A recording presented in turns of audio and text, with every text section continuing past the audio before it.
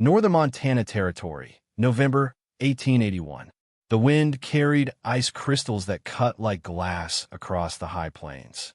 In a clearing 3 miles west of Fort Benton, a lone figure worked a pickaxe in a frozen ground that rang like iron with each strike. His breath formed clouds in the late afternoon air as he dug trenches beneath what would become his cabin's foundation, trenches that made no sense to anyone watching. Experienced homesteaders riding past stopped to stare. Some shook their heads. Others laughed outright. Here was a newcomer, fresh off the steamboat from Minneapolis, digging elaborate channels under his floor while winter's teeth were already closing in. The man's name was Henrik Anderson, a Norwegian stonemason who'd traded his Bergen workshop for 160 acres of Montana grassland. And what he was building looked like madness. "What does this fool understand about heat that we don't?" asked one grizzled frontiersman to another, both men watching Henrik line his underground trenches with carefully selected stones. Neither could answer. Neither understood that they were witnessing engineering knowledge refined over centuries of Scandinavian winters. Knowledge that would soon make Henrik's cabin the warmest structure within 50 miles. Before we reveal how Henrik proved them all wrong, hit that like button and subscribe to this channel. Drop a comment telling us where you're watching from, and I promise you'll learn a frontier heating secret so powerful that 12 neighboring families copied it within 2 years. This isn't just history. It's survival engineering you can use today.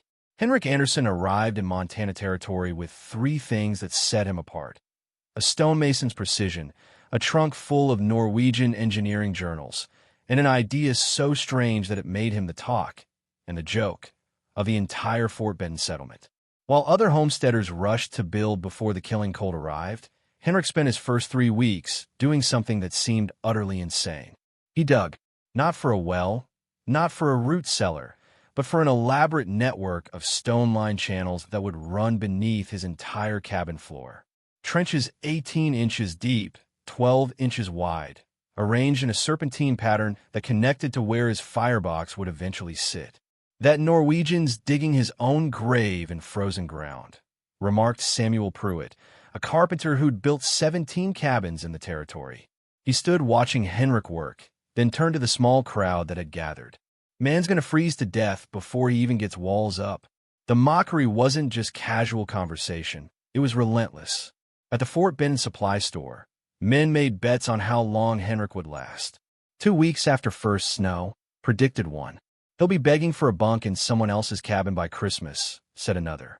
Even the territory's most experienced mason, a German immigrant named Otto Weiss, declared Henrik's design a waste of good stone and precious time.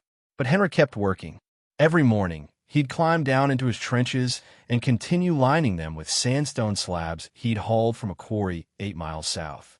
He worked with the methodical patience of a man who knew exactly what he was doing, even if no one else did. When asked about his strange construction, he'd simply smile and say, "In Norge, we learned to keep floors warm 300 years ago." The settlers didn't understand.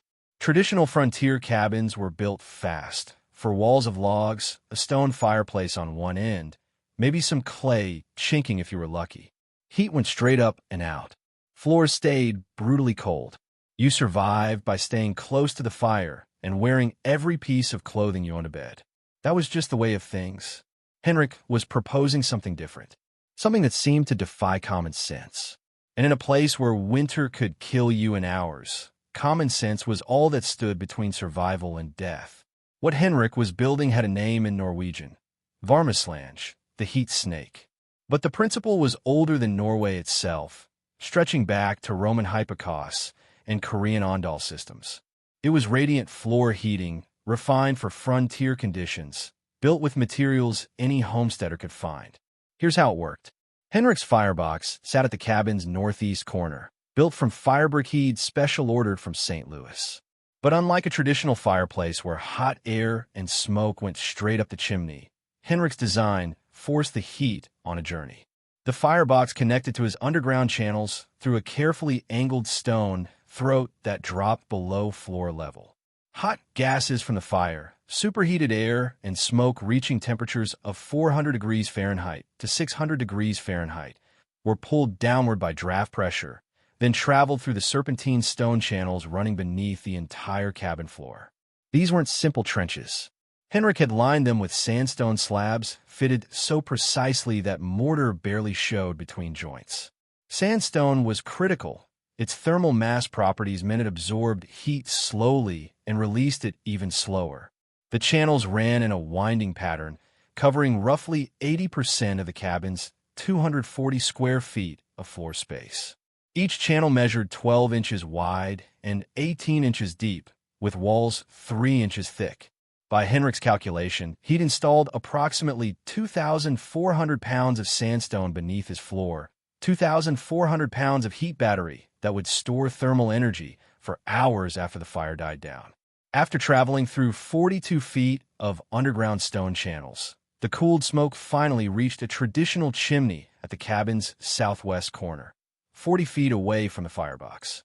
By that point, Henrik had extracted roughly 70% of the fire's heat and stored it in thermal mass beneath his feet, rather than sending it uselessly into the Montana sky. The technical brilliance was in the details. Henrik angled each channel section at precisely 2 degrees to maintain draft while maximizing contact time between hot gases and stone. He'd calculated the cross-sectional area to prevent smoke backup while ensuring sufficient heat transfer. The floor itself, thick pine planks laid over the channels with a 2-inch air gap, would radiate warmth upward like a massive heating panel. It's basic thermodynamics, Henrik explained to anyone who'd listen, though few did.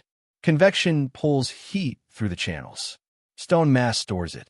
Radiation delivers it to the living space. The Romans understood this 2,000 years ago. But Montana homesteaders in 1881 didn't care about Romans or thermodynamics. They cared about one thing.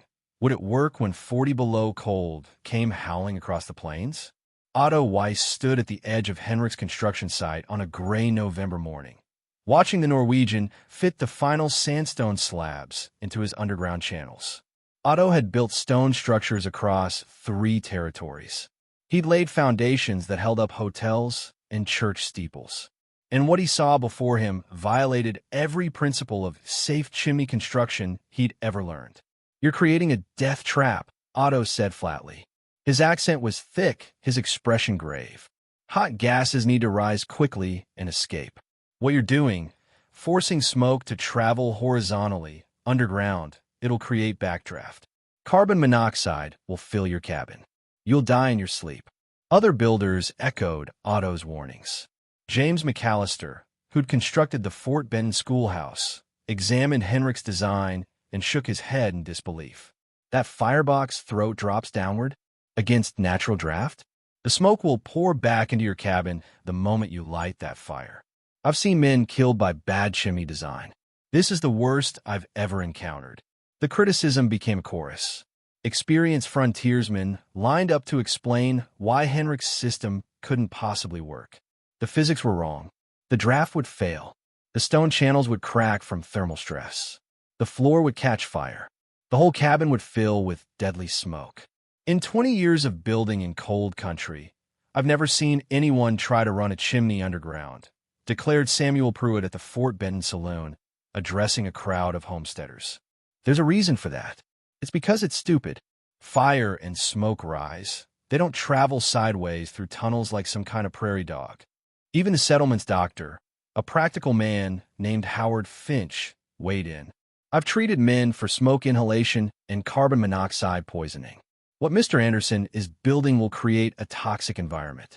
I strongly advise him to abandon this design before it kills him." The social pressure intensified. Women in the settlement whispered that Henrik must be touched in the head, driven mad by the journey west. Some suggested he was suicidal, building an elaborate method of self-destruction rather than simply putting a bullet in his head. A few kind souls genuinely worried for his safety and tried to convince him to build a normal cabin before winter's full fury arrived. Henrik listened politely to every warning. He nodded at their concerns, and then he went back to work. By late November, with the first serious snows beginning to fall, Henrik had completed his underground heat channels, laid his floor, raised his walls, and finished his dual-point chimney system. His cabin stood complete, strange, unconventional, and according to every expert in the territory, fatally flawed. Light that fire, Norwegian, Otto Weiss said on the day Henrik moved in, and you'll find out why we build chimneys that go up, not sideways. Henrik just smiled, struck a match, and fed kindling into his firebox. Within minutes, smoke began rising from the chimney at the cabin's far end. No backdraft, no toxic fumes flooding the living space. Just a thin stream of smoke climbing into the winter sky, while heat began to spread beneath Henrik's feet like invisible fire. The experts had spoken. Now, winter would have its say. January 1882 arrived like a predator. The first week brought temperatures that made seasoned frontiersmen speak in hushed tones around their fires. -20, -30. Then, on January 12th, the mercury in Fort Bennon's thermometer dropped to 38 degrees below zero, a cold so severe that spit froze before hitting the ground and breath crystallized into ice particles that tinkled when they fell. This was the cold that separated the living from the dead. Cattle froze, standing up in pastures. 3 homesteaders on the outer settlements were found dead in their cabins, having burned through their wood supplies and succumbed to hypothermia in their sleep. The territorial newspaper would later call it the winter that tested every man's judgment and every structure's merit. In cabins across the Fort Bennon region, families huddled within 3 feet of their fireplaces, wearing every garment they owned. Wood consumption skyrocketed. Settlers were burning through cords of firewood at alarming rates, feeding their fires constantly just to maintain survivable temperatures. Sleep became a dangerous gamble. Let the fire die down too much, and you might not wake up. Samuel Pruitt's family slept in shifts, one person always awake to feed the fire. His cabin's interior temperature, measured 3 feet from the fireplace, held at 42 degrees Fahrenheit when the fire burned hot. At floor level, it was 34 degrees, just above freezing. His children slept in a pile like puppies, sharing body heat under every blanket the family owned. Samuel was burning through a cord of wood every 4 days, an unsustainable pace that would exhaust his supply before February ended. Otto Weiss fared slightly better. His stone fireplace held heat longer than wooden structures, and his German engineering showed in the cabin's tight chinking. But even Otto's family couldn't escape the brutal mathematics of frontier heating. Heat rose and escaped through the roof. Cold radiated up through the floor. The fireplace created a narrow column of warmth in an ocean of cold. His indoor temperature hovered around 48 degrees, and he was burning 3/4 of a cord every 4 days. Across the settlement, the pattern repeated. Conventional cabins, no matter how well built, became desperate battles against thermodynamics. Men woke with frost on their beards. Water buckets froze solid indoors. The gap between survivable and deadly narrowed to the thickness of a log wall and the consistency of fire tending. But before we reveal what was happening inside Henrik's cabin during this killing cold, take a second to hit that like button and subscribe. Drop a comment with your current temperature. I guarantee Henrik was more comfortable at -38 than most of you are right now. Stay with me, because what happens next changed frontier building forever. Then the reports began to circulate.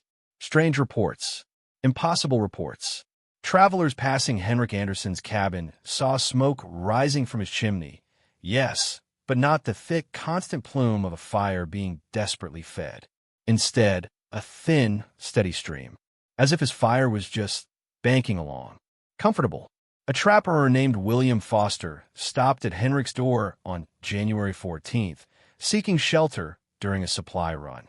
What he found inside defied everything he knew about winter survival. Henrik was sitting at his table in his shirt sleeves, writing a letter.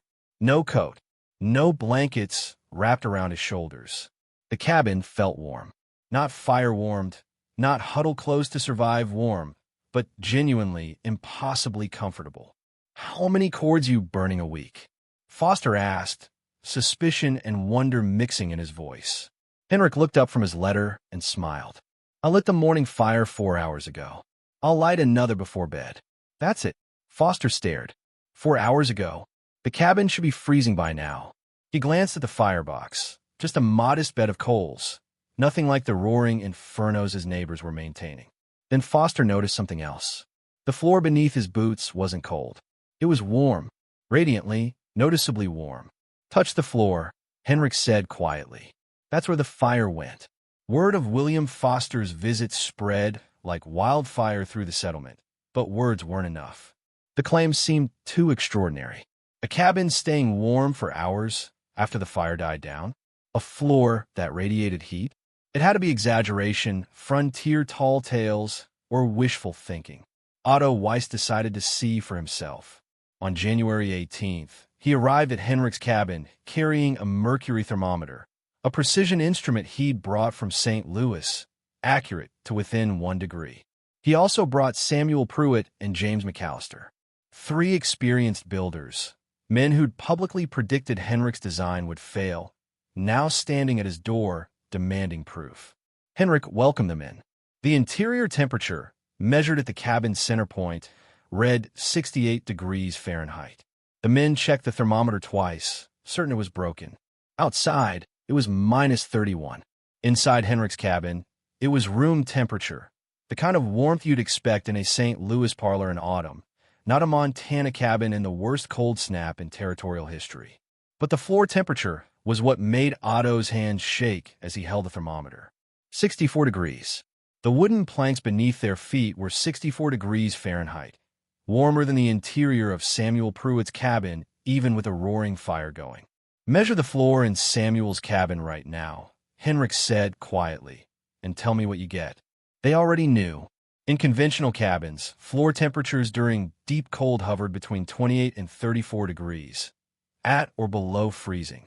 The difference between Henrik's floor and a standard cabin floor was 64 degrees Fahrenheit. 64 degrees of radiant heat rising from thermal mass that had been storing energy for hours. Henrik walked them through the mathematics. His firebox burned for approximately 2 hours in the morning and 2 hours in the evening. 4 hours of active fire per day. During those burn periods, hot gases traveled through 42 feet of stone channels, heating roughly 2,400 pounds of sandstone to temperatures between 140 and 180 degrees Fahrenheit. That thermal mass then radiated heat upward through the floor for the next 8 to 10 hours, long after the fire had died to ash. The sandstone gave up its stored energy slowly, maintaining floor temperatures between 60 and 68 degrees throughout the day and night. By morning, the stones had cooled enough to need recharging, and Henrik would light another fire to begin the cycle again. Wood consumption.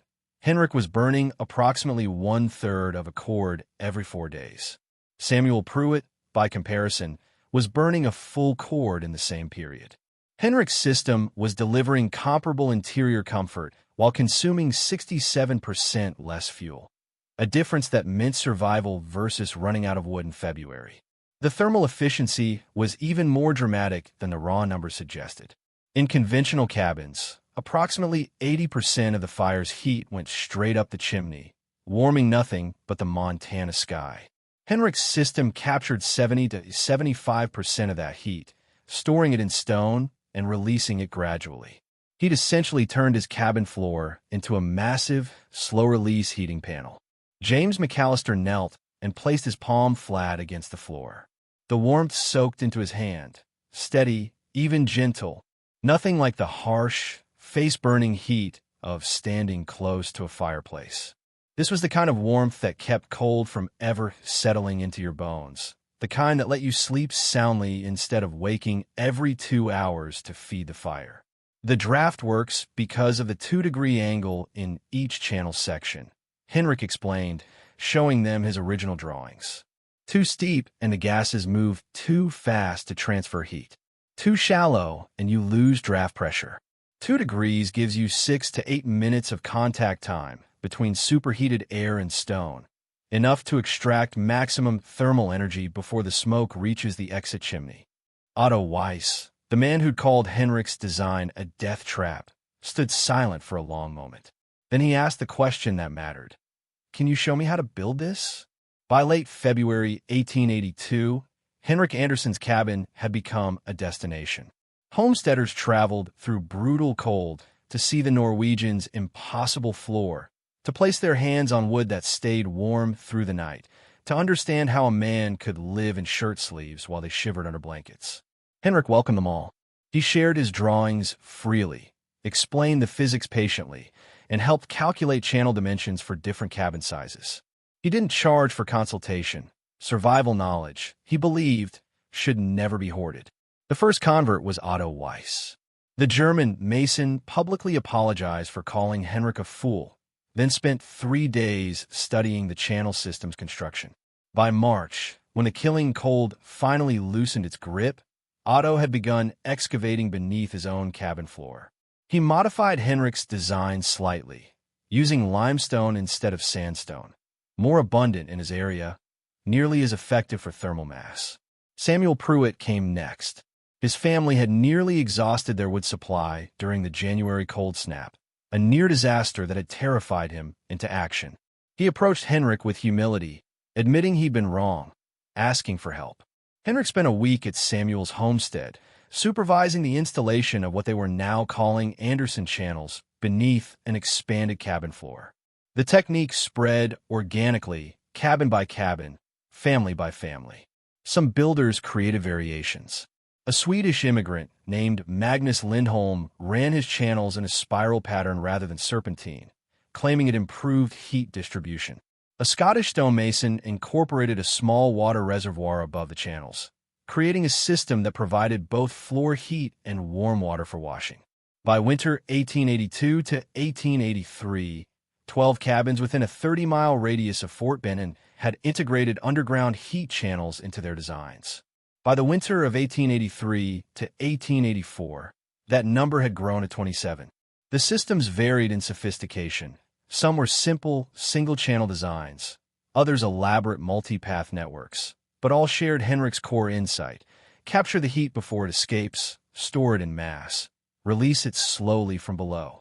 The territorial newspaper, the River Press, ran a feature article in November 1883 titled "The Norwegians' Warm Floor: How One Man's Strange Idea Became Regional Standard." The article included testimonials from homesteaders who'd adopted the system, all reporting similar results: 60 to 70% reduction in wood consumption, interior temperatures 15 to 20 degrees warmer than conventional cabins, and floors that stayed warm enough to walk barefoot even during cold snaps. Word spread beyond Montana.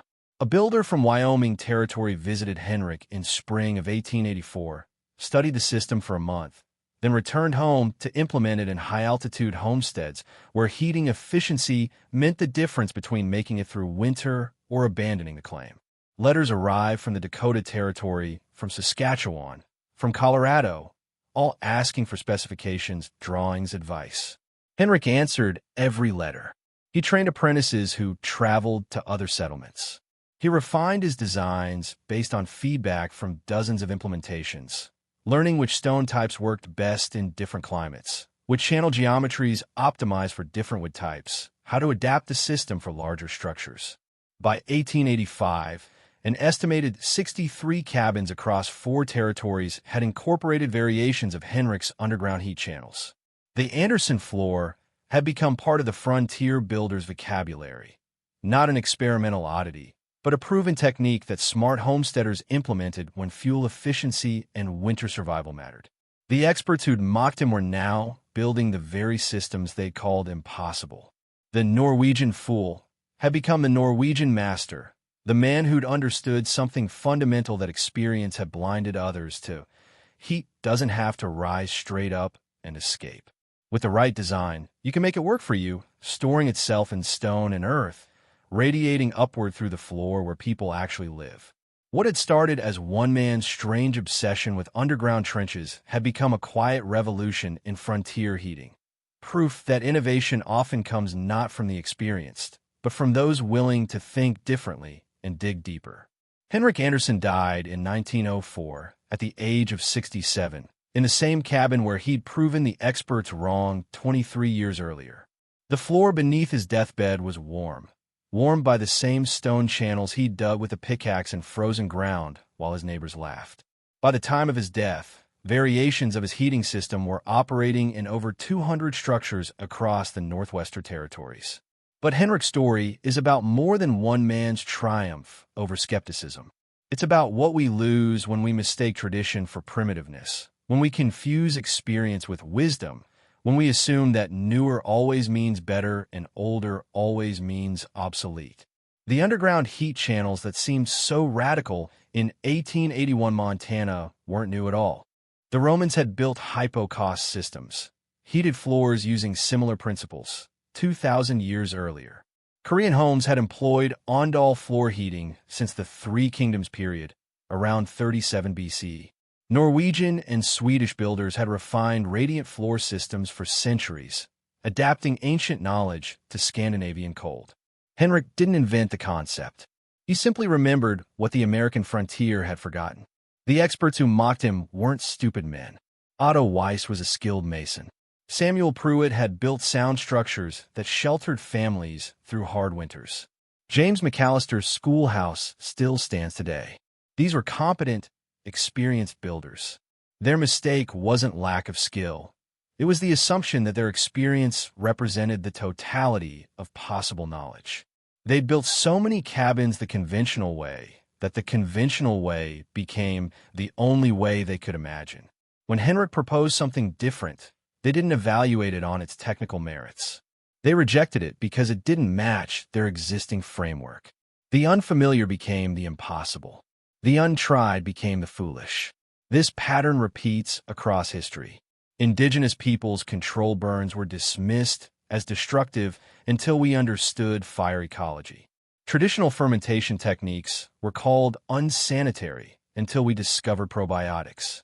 Passive solar design was labeled impractical until energy costs made it essential. Time and again, ancient wisdom gets rediscovered, rebranded, and celebrated as innovation, while those who preserve that wisdom through generations are forgotten.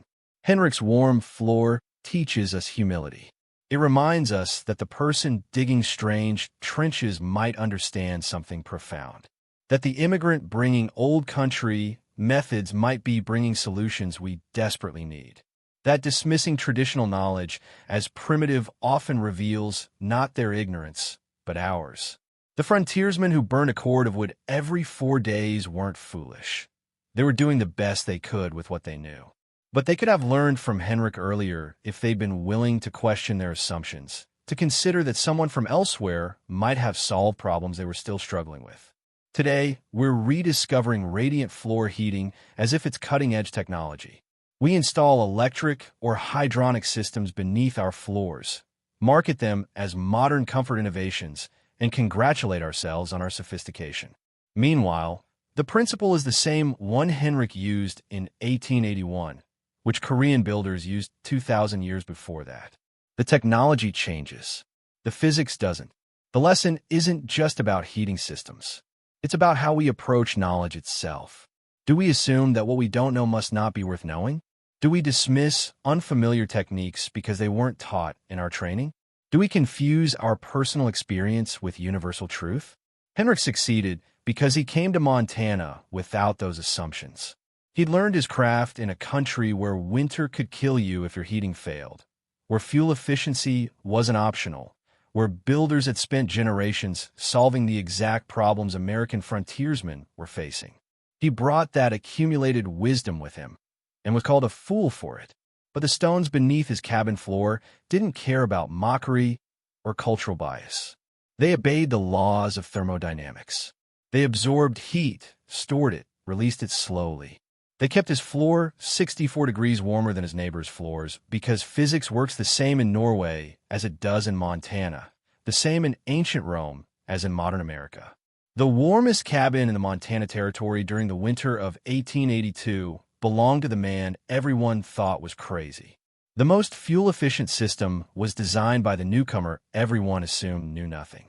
The innovation that changed regional building practices came from someone willing to dig deeper, literally and figuratively, than conventional wisdom suggested was necessary.